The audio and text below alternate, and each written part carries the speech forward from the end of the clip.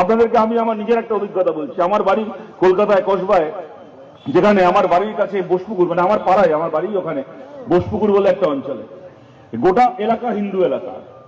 তার মাঝখানে, যে গোটা হিন্দু এলাকার মাঝখানে একটা ছোট্ট বস্তি রয়েছে বোসপুকুর বাজার। যদি যারা আপনারা ওদিকে কেউ গিয়ে থাকলে আপনারা জানবেন, ছোট্ট একটা বস্তি, 12-14 ঘর কি 20 ঘর বড়জোর হবে মুসলমান পরিবারের বসবাস, বাকি গোটা এলাকা হিন্দু এলাকা। 2011 সালে বিধানসভা ভোটে আমি প্রার্থী, আমি সেখানে প্রচারে গেছি। একটা দিনটা রোববার ছিল, আমার মনে আছে। সেই বস্তির মধ্যে আমাদের কমরেডরা সঙ্গে আছে, প্রচার হচ্ছে।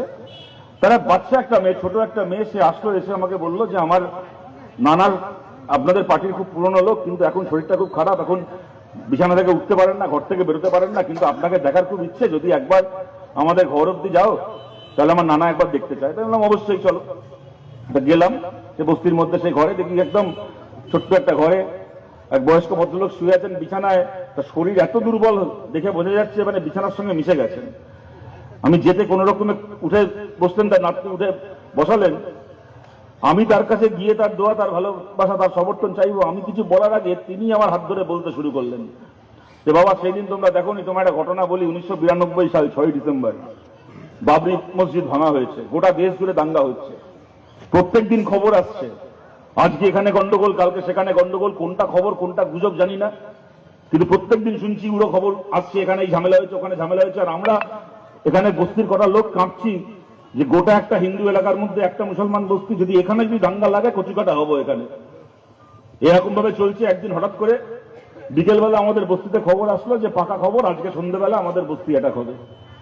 আমরা বস্তির লোকজন মিলে ঠিক করলাম, সন্ধে হওয়ার আগে যে যার ঘরে ঢুকে যাবে, আলো নিভিয়ে দিতে হবে, কেউ আলো জ্বালবে না বস্তির, যাতে বাইরে থেকে এসে ভাবে যে বস্তি খালি করে আমরা চলে গেছি।